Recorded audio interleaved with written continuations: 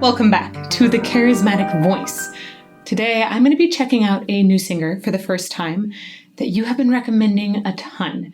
This woman won not once, but twice, I think, as most recommended by you in YouTube comments on Mondays. And she's also been really highly recommended on other days too. Her name is Park Ki-young, and she's going to be singing Nella Fantasia. Now, I am much more familiar with the song than I am the singer. Nella Fantasia was really made famous by Sarah Brightman, and it's originally by Ennio Morricone. Now, you might recognize his name because he's written a ton of very famous movie scores.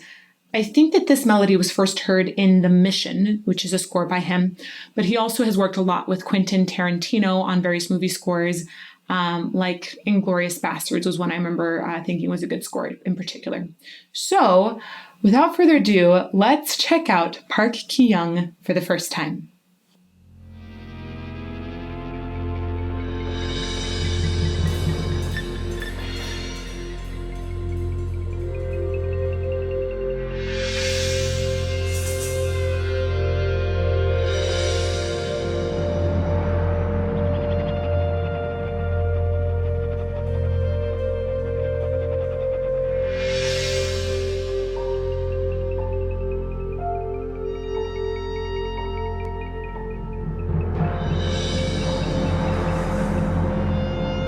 Before she even sings, I see that she's getting ready to sing, but this feels like a much more modern version of the song than I've heard in the past already.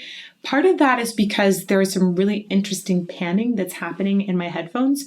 So after this reaction, I highly recommend that you go back, maybe put on a good set of headphones and check out this song. I'll post a link to it as usual in the About section. There are also some really interesting slides that are happening. It even sounds like some synths and like extended sound. So I have a lot more electronic influence in the music here than I've heard in the past versions. This makes sense because music has evolved to have a lot more electronic influence, right, than just acoustic these days. And I feel like it has a more epic feel overall, partly because of that. Let's keep going.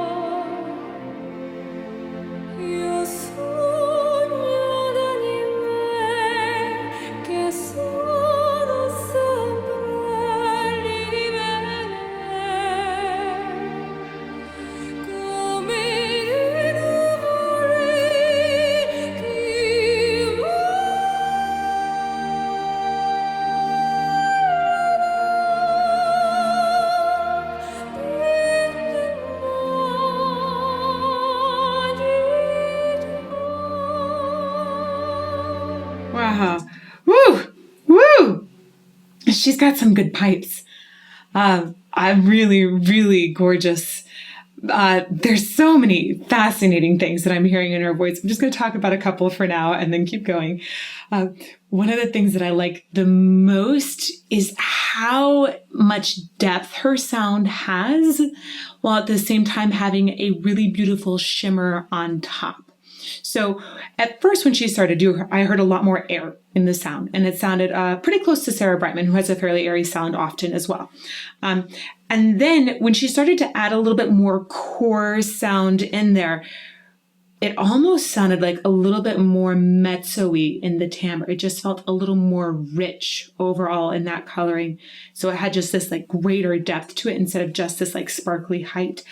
And that really captured me. I thought, whoa, this is a much more rich voice overall than I've often heard in female singers singing this song. So I really like that.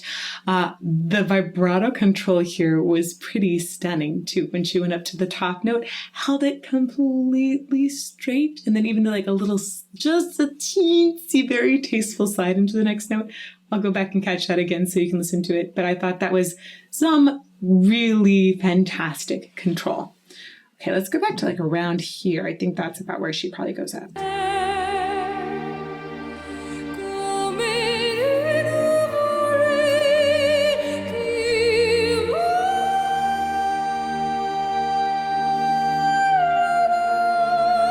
It's really pretty.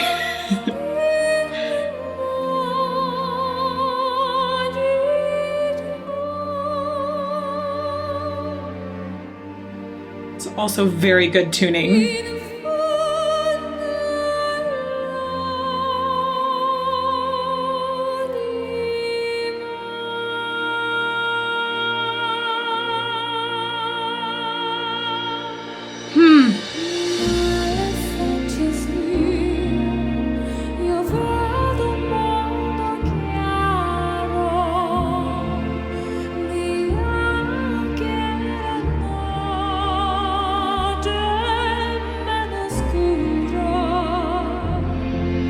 Yeah, her face, this face, I don't know who it is. I don't know who it is that's watching in this free shot with us, but yeah, that's the right face to have right now.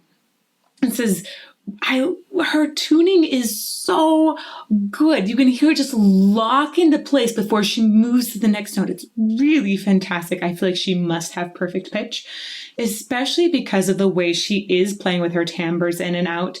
When you tend to pull in and out of different things like that, it's really easy to fluctuate on the pitch a little bit. And she's just like is on the money the whole time. Okay, back a little bit and listen a little more.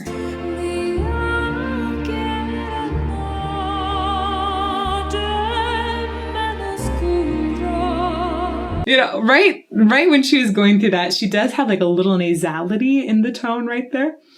And I think some people might be turned off by that. But I'm not. I feel like she's exploring different colors in her voice to be more expressive, and I like that a ton. It's probably not a sound that I would hear in like pure classical singing much, but this is technically classical crossover, so I'm interested in the sound a lot.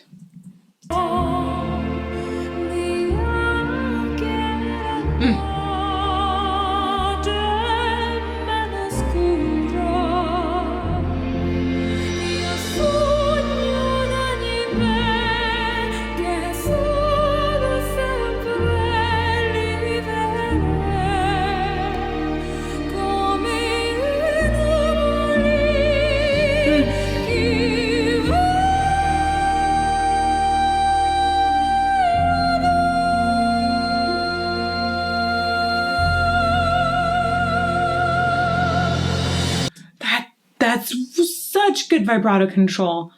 Most people I would think wouldn't be able to hold it with that little vibrato and then be able to open into the vibrato that's so relaxed like hers. So when you get nervous, vibrato is also much more difficult to control. She seems so centered and so at peace. Like you really, when her vibrato entered, it was just really smooth and even. I love, love, love her vibrato control. Let's listen to it one more time. Oh.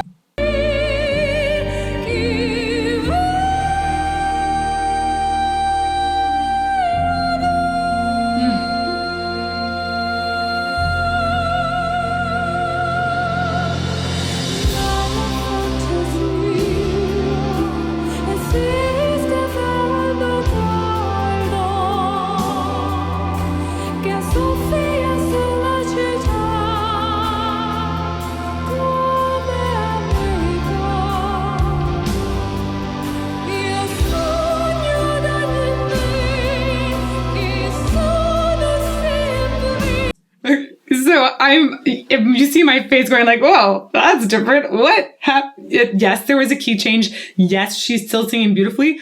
My face is responding to, there's like a rock element here right now. Wait, what happened? That's that extra modern layer that I was talking about. It's been very modernized here. I think we have an electric guitar that started in the background and a drum kit as well, some other things, or there might be some synthesizers that are happening instead. It's not on stage, we just see an orchestral ensemble, like a small orchestral ensemble, right? We're not talking like 40 pieces. We have 10, looks like around 10 there. But in the background, there's a track that has a lot of different things to this. I think in Sarah Brightman's version, there was a harpsichord, which made it feel a lot more like sort of more of a minuet kind of feel. It had a little more classic, almost Baroque feel to it sometimes. Now, this is very modern, and it feels even more epic, partly as a result of that hybridization. Whew, that's a word. Anyhow, let's go back just a bit and keep going.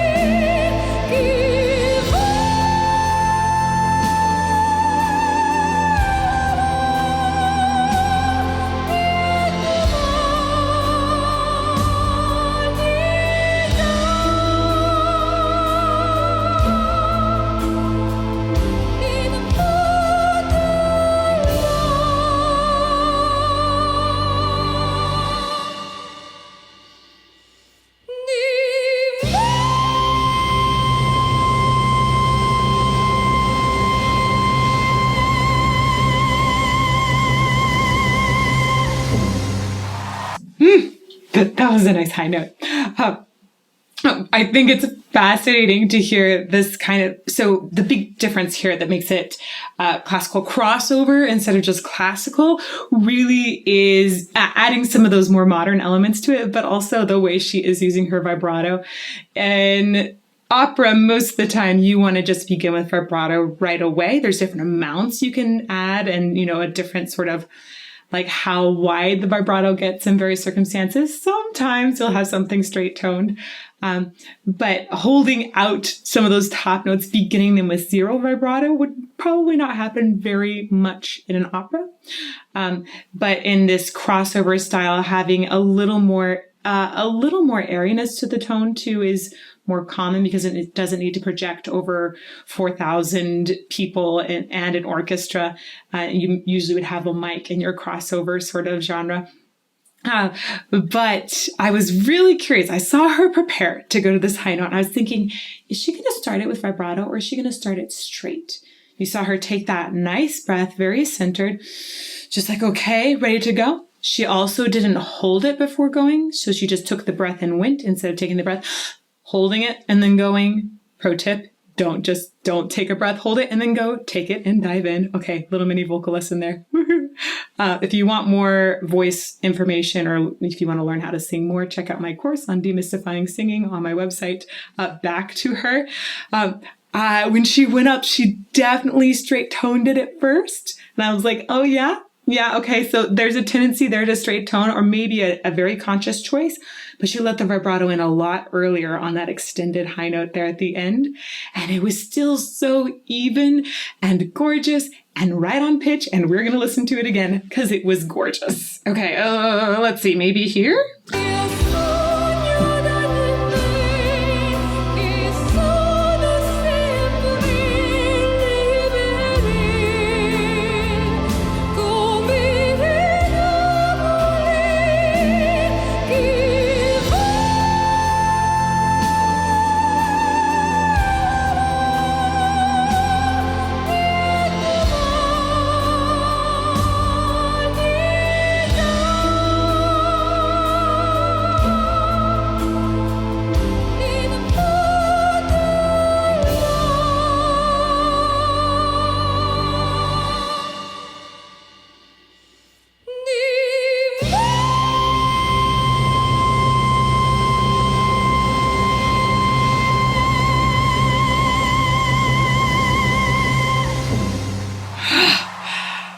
Fantastic performance overall.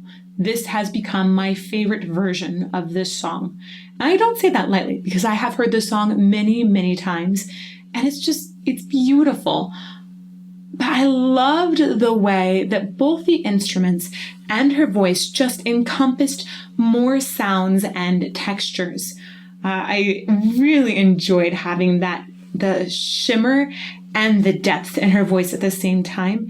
And I loved having some more modern instrumentation come in. It felt like it filled out more of the sound overall to give it that wider, epic feel. So really cool performance. You guys have great tastes. Have I mentioned that?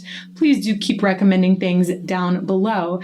And also don't forget to hit subscribe and turn on the bell for notifications. I release videos here every Monday, Tuesday, and Friday at 8 a.m.